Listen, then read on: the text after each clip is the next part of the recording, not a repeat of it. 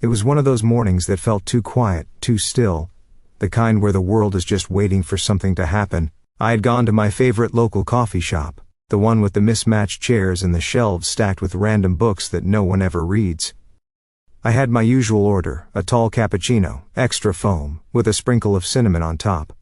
As the barista handed me my drink, I noticed that the shop was unusually quiet. Normally it was buzzing with the sound of people typing away on their laptops or chatting with friends. But today, it felt almost empty, like the calm before a storm. I sat down at my usual spot by the window, the one where I could watch the world go by while pretending to get work done. The sun was just beginning to filter through the trees, casting long, dappled shadows on the sidewalk outside. It was one of those perfect mornings, except for the slight feeling of unease that had settled in my chest, like something was about to happen, and then it did. A couple walked in, and I noticed them immediately. Not because they were loud or attention-grabbing, but because there was something off about their energy. They weren't arguing, at least not out loud, but the tension between them was palpable, like they were both trying to pretend everything was fine when clearly it wasn't. They made their way to a table near the counter, and the guy went to grab a couple of menus while the girl sat down, staring out the window with an intensity that made me feel like I was intruding on something private.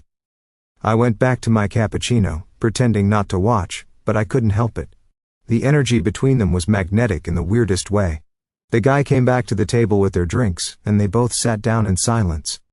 At first I thought maybe they were just having an off day, the kind where you're tired or distracted, and the words just don't come as easily.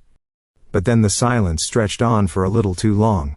You could feel the weight of it, like something was building, and I couldn't help but lean in a little closer to catch what was happening. And then, like a punch in the gut, it happened. The girl, still staring out the window, said, "I just feel like I'm dating a guy who peaked at 17. The words hit me like a wave crashing against the shore. I didn't know who she was talking to, but I knew it wasn't a compliment. The way she said it, so casually yet so full of truth, made it feel like a quiet explosion. I held my breath, waiting for his reaction. And honestly, I don't know what I expected. Maybe some kind of defense, an argument, or at least an uncomfortable silence. Instead, the guy didn't say anything for what felt like an eternity. He just sat there, staring at his muffin like it was the most fascinating thing he'd ever seen. I could practically hear the thoughts running through his head. Was he shocked, angry, hurt? I couldn't tell, but all I could do was wait. Then, after what felt like a solid 10 seconds of intense silence, he finally spoke. That's fair. It wasn't an angry outburst or a desperate attempt to explain himself. It was just a quiet admission, a recognition of something that he couldn't change. He didn't fight it. He didn't try to convince her otherwise.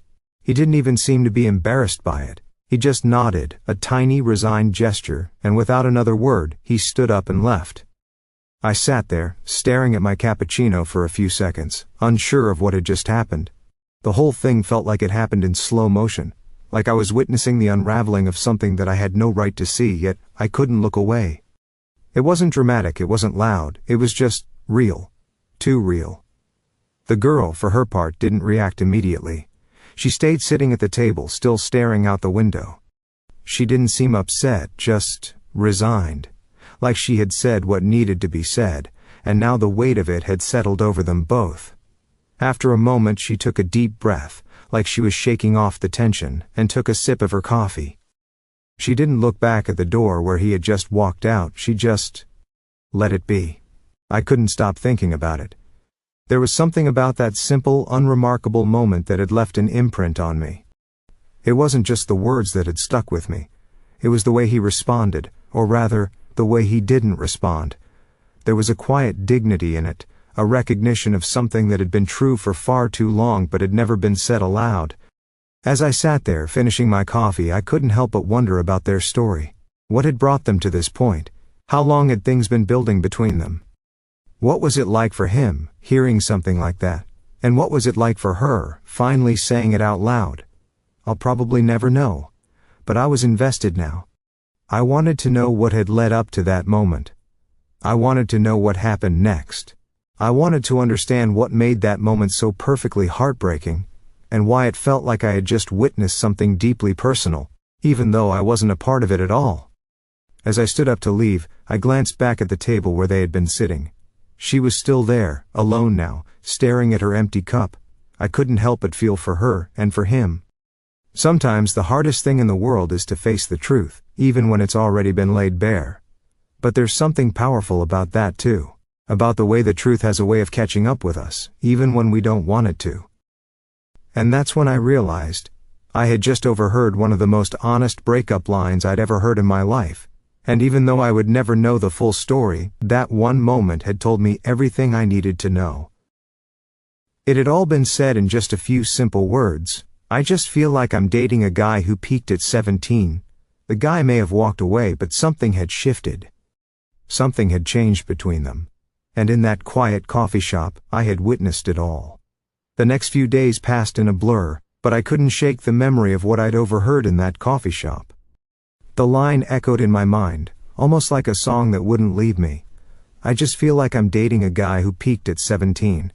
The more I thought about it, the more layers I started to peel back. There was so much unspoken in those words. They weren't just about a relationship that had run its course. They were about life, about growth, and about the people we choose to become, or don't. I found myself replaying the scene in my head over and over, trying to understand the dynamics between the couple. How long had they been together? What had changed between them? Was he really the guy who peaked at 17? Or was she simply seeing what she wanted to see because it was easier than confronting the real issues in their relationship? I couldn't help but imagine their backstory.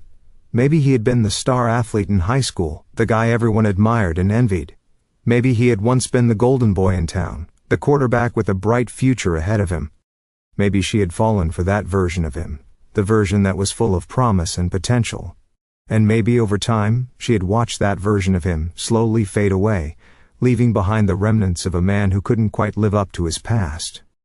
And as much as I wanted to understand him, I couldn't help but feel a twinge of sympathy for her too. She must have been suffocating under the weight of that realization. You see, the thing about relationships is that they aren't just about two people sharing their lives together. They're about two people growing in different directions. And sometimes, those directions don't align. Sometimes one person keeps growing, keeps evolving, while the other person gets stuck in the past. I imagined the conversations they must have had, the ones that never quite reached a resolution. The subtle shifts in their dynamic, the moments where she tried to confront him but he couldn't, or wouldn't, acknowledge that something had changed. I wondered if there had been other moments, other hints, that she had ignored. Maybe she had told herself that things would get better, that he'd eventually grow out of whatever rut he was in. But somewhere along the way she had lost patience, and then came that moment in the coffee shop, that simple line that cracked open the truth. I couldn't stop thinking about how he responded. The fact that he didn't get defensive, didn't try to justify himself, he just sat there and took it. He accepted it, as if he had been waiting for her to say it all along. Was he really that self-aware? Or had he simply given up, too tired to fight for something that no longer felt worth fighting for? I think that's the part that stuck with me the most, how quietly it all unfolded. In a world where breakups are often messy, loud, and filled with emotion, this one had been different. It was like they had reached a point of mutual understanding, even if that understanding was painful. They didn't need to shout or scream. The truth was already out there, hanging between them like an invisible weight. All they had to do was acknowledge it. The more I thought about it, the more I realized that relationships are never as simple as they seem. We always think we know what's going on, but there's always more beneath the surface. The small details, the silent moments, the things we leave unsaid, they all add up. Sometimes we think we're in a relationship with one version of a person, only to find out that the person we're with is someone else entirely. And that realization can be devastating. I tried to imagine what his side of the story might have been. Maybe he was just stuck in the past, unable to see a future for himself. Maybe he didn't know how to break free from the expectations he had built for himself when he was young. Maybe he had peaked at 17, but now, years later, he was simply stuck. Afraid to move forward. Afraid of what life might look like if he let go of the past. I could only guess at the reasons behind his silence. But I knew one thing for sure, something had shifted between them. She had finally spoken the truth, and no matter how quiet or reserved his reaction was, it had been a turning point. The door was open now. There was no going back. It struck me that this was what we all fear in relationships. That the person we're with will stop growing, stop evolving. That they will get stuck in a version of themselves that no longer fits who they are, or who we thought they were, and it's a difficult thing to come to terms with. Because when you realize that the person you're with isn't who they used to be, it forces you to face the hard truth. Maybe you're not the person you thought you were, either. Maybe you've changed too, and maybe, just maybe, you've outgrown each other. I wondered if they had both reached that point. Had he been aware of his own stagnation? Or was it only her who could see it clearly? She had been brave enough to speak the words, to call it out. But was he brave enough to hear them? I felt a pang of sympathy for them both. Breakups are never easy, but this one felt different. It wasn't filled with anger or blame. There was no shouting or name-calling. It was just a quiet acknowledgement that something had ended, and they had both known it for a while. They had simply needed the right moment to say it. And that, I realized, was what made it so powerful. It wasn't the words themselves, but the way they were said. The way they cut through the noise and reached the heart of the matter. It was raw and real and honest in a way that most breakups never are. It made me wonder, how often do we avoid the hard truths in our own lives? How many of us are afraid to speak up, to say what we really feel, for fear of what it might mean? How often do we stay in situations because we're afraid of facing the reality that maybe it's time to let go? I didn't know the answers to any of those questions, but in that moment, sitting alone at my table, I realized that sometimes the hardest thing to do is to face the truth. And sometimes, the truth doesn't need to be shouted. Sometimes, all it takes is one simple line, spoken in a quiet coffee shop on a Tuesday morning. The next few days felt like I was walking through a fog. The memory of the breakup, of that simple yet profound conversation, lingered with me long after I had left the coffee shop. It wasn't just about the couple anymore.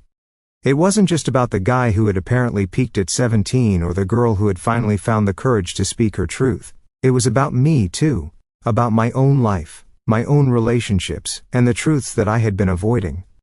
As time went on, I found myself reflecting more and more on what had happened.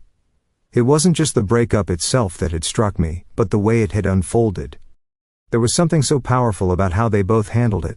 Or rather, how they didn't handle it. There was no drama, no grand speeches, no accusations. It was simply the truth, spoken in the most raw and honest way possible. It made me think about my own life and the things I had been avoiding. How many times had I stayed in situations, not because I was happy, but because I was too afraid to face the reality of what was really happening? I thought about how often we settle into patterns in our lives. We get comfortable, even when we know that something isn't quite right. We stop growing, stop evolving, and before we know it, we're stuck in a version of ourselves that doesn't fit who we've become. We put on a mask, pretending to be something we're not, all the while afraid of confronting the truth. In a way, that guy in the coffee shop was a mirror. He was a reflection of all the things I had been avoiding in my own life. He was stuck. He had peaked at 17, and whether he realized it or not, that was what was holding him back. It wasn't just his past that defined him. It was the fact that he hadn't let go of it. And that's what struck me the most. Because in the end, it wasn't the past that held us back. It was our inability to move forward from it. But maybe he didn't know how to move forward. Maybe he didn't have the tools to see that there was so much more to life than what had happened when he was younger. And maybe she had tried to help him see it, tried to give him the push he needed to change. But sometimes, no matter how much you care about someone, you can't force them to grow. I wondered if that moment in the coffee shop was a turning point for both of them. Maybe it was the first time in a long while that they were both truly honest with each other. Maybe, in that brief exchange, they had finally acknowledged that the relationship had run its course. They had reached an unspoken agreement, even if they hadn't said everything out loud. For the first time in days, I stopped overthinking the situation. Instead of focusing on the specifics of their relationship, I began to focus on the lessons they had unknowingly imparted on me. It wasn't just about breakups or relationships. It was about life, about knowing when to let go, and about accepting that change is inevitable. Sometimes you have to let go of the past in order to grow. I thought about the girl in the coffee shop, how brave she had been to speak her truth. How many of us, in relationships, stay silent for fear of hurting the other person? How often do we suppress our feelings, telling ourselves that everything will get better if we just hold on a little longer? But what if holding on is exactly what's holding us back? As I reflected on these questions, I realized how easy it is to become complacent, to get stuck in patterns of behavior and convince ourselves that everything will eventually fall into place. But the truth is, life doesn't work that way. Sometimes, things don't work out. Sometimes you have to accept that a relationship has run its course, no matter how hard it is. You have to be willing to let go, not just of the person, but of the version of yourself that you've become because of them. And then I thought about him. The guy who had been quiet throughout the whole exchange. He hadn't said much, but his response, or lack thereof, spoke volumes. He didn't argue, didn't get defensive, didn't try to convince her otherwise. He simply accepted the truth. And in that acceptance there was a kind of peace. A quiet, resigned understanding that things had come to an end. I wondered if he had known it all along. Maybe he had been waiting for her to say it, to finally acknowledge what they both already knew. Maybe he had reached a point where he too realized that he couldn't continue living in the past. That he couldn't keep holding on to a version of himself that no longer existed. But perhaps he wasn't ready to confront it. Maybe it took that single moment, that single line, to make him realize what needed to be done. In the end, I realized that their story wasn't just about them, it was about all of us. It was a reminder that life is short, that time keeps moving forward, and that we can't afford to stay stuck in the past. We have to keep growing, keep evolving, and be willing to face the difficult truths that come with that process.